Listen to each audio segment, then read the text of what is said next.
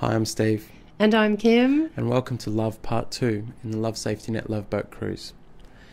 From sexual attraction, we move now to the other end of the spectrum with love, and that is love as a lesson for our soul. Is there any such thing as a soulmate? And what attracts us at the level of soul?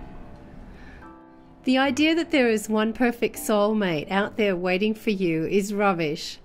There are many people who you might live happily and compatibly with. The reason that love goes wrong is too often blamed on the wrong choice of partner, instead of the truth, which is that both partners lacked relationship skills. A soulmate is really someone who at a deeper level has a lesson for you, and this might not always be pleasant. I know now that Steve and I were attracted to each other because at a soul level we knew that we were not going to let each other get away with staying as immature as we both were. As painful as our relationship was at first, it did force us both to grow and learn new ways of living. Kim taught me to be accountable. And although a few years ago I wouldn't have admitted it, I learned some of the most valuable lessons in my life from you too, Steve.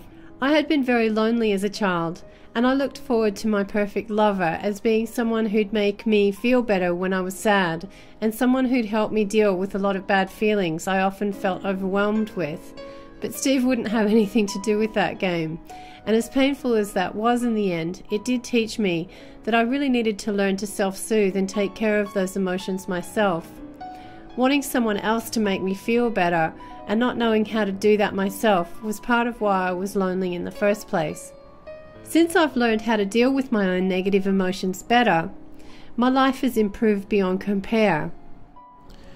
So soul level love can be painful and push you to develop in ways you may have never thought yourself capable of. It's a powerful thing, but you need to see that if you're feeling deep pain because of a relationship in your life, perhaps there's a challenge there for you. This doesn't mean that it's your fault if someone abuses you, though.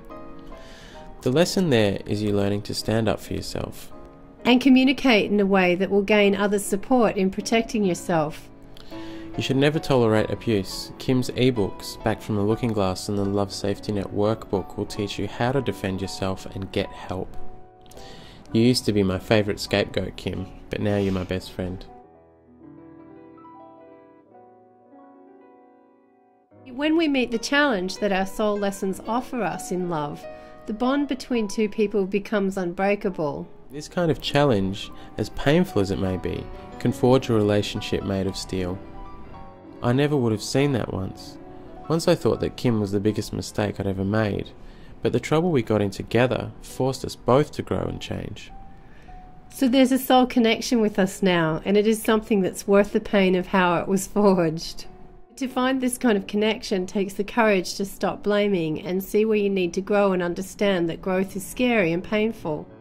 But like a terrible storm at sea, the waves of fear will surely pass and you'll emerge tempered by the storm to a world washed clean.